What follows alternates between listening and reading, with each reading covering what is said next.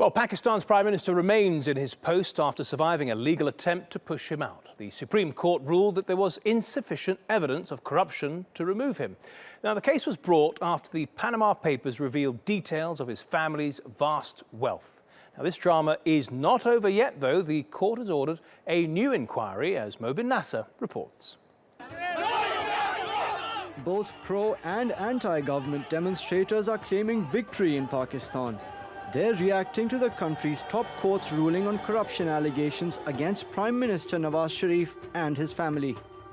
The government's claiming victory because the Prime Minister has not been removed from office. Of the opposition was to get the Prime Minister disqualified, which the court has rejected. They have formed an investigation team, which was the proposal of the government and the Prime Minister.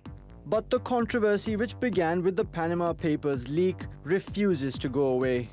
Documents leaked from the offshore accountancy firm Mossack Fonseca allege Prime Minister Sharif's family used a network of shell companies to buy apartments in London and set up factories in the Middle East.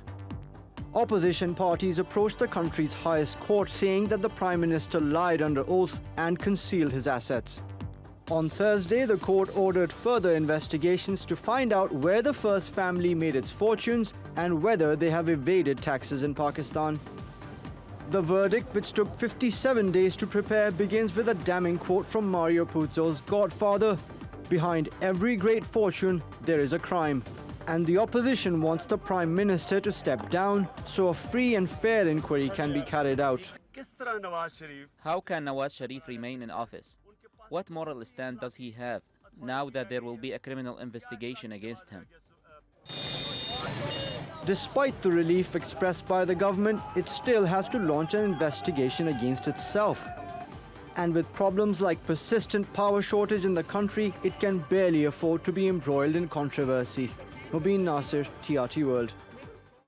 And Mobin joins me in the studio now. Mobin, I don't understand, how does Nawaz Sharif convince the court that all this wealth was actually legal and accounted for? Well, Matthew, on the contrary, he's done anything but that.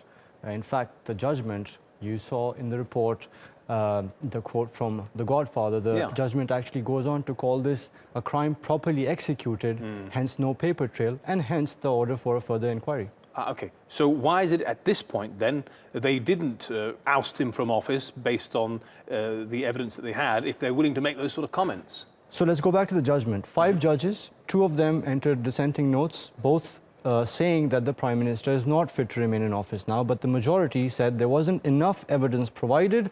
Keep in mind here that this case was brought by the opposition parties, not by the institutions whose job it is to investigate such issues. And those institutions like the Federal Investigation Agency have been termed inept.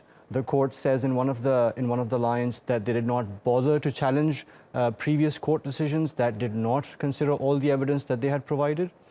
So now, in this new inquiry, are you telling me the same state institutions are going to be, in charge of that inquiry? Precisely. And then how can you expect another outcome? Well, perhaps you don't, and maybe that is the reason for celebration. Keep in mind, there have been judicial commissions formed earlier, many times in the past. None of those have really ever come out with any convictions. So if this one goes down the same road, you can expect a similar And that's fate. why Nawaz Sharif's supporters are celebrating, because they think, well, if it's just a rerun, nothing will happen to him. Okay, what sort of level of wealth are we talking about here? You mentioned flats in London. Well, that depends on who you ask, really. If you ask the opposition, the number is as high as tens of billions of dollars. If you go by the Prime Minister's speech that he gave on television, it's nothing except what he inherited from his family, from his parents.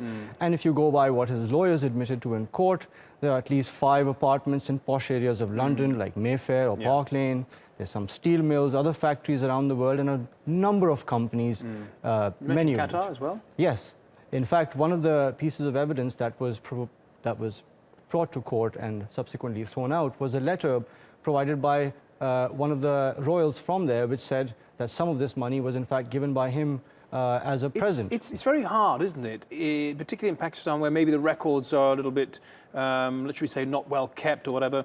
And if you go back generations and say, well, this wealth was accumulated over generations, it's a little hard to disprove it, isn't it? Precisely. And if you look at it, the Prime Minister is just the tip of the iceberg here. There are 220 people whose names were listed, Pakistanis whose names were listed in the Panama Papers. Of course, not all of that has to be illegitimate per se, but it does beg the question, especially in a country where you have a tax to GDP ratio of about 12%, so barely anyone's paying anything. Let me ask you, not about specifically this case, but about Pakistanis' attitude towards the elite in general. Are they, I mean, you're from the country, and you know many people there, and you've been there for many years. Tell me, are people really fed up with the elite taking the money, stashing it overseas, and living the life of Raleigh off the backs of the ordinary people? I'd say it's a little more nuanced than that, because yes, there is corruption, but then how do you define people not paying their taxes? Is that also not a sign of people not buying into the social contract, not trusting the government enough to pay up and expect benefits that they would get for the money that they would pay up to the government? Fair enough. Okay, Mobin Nasser, thank you so much.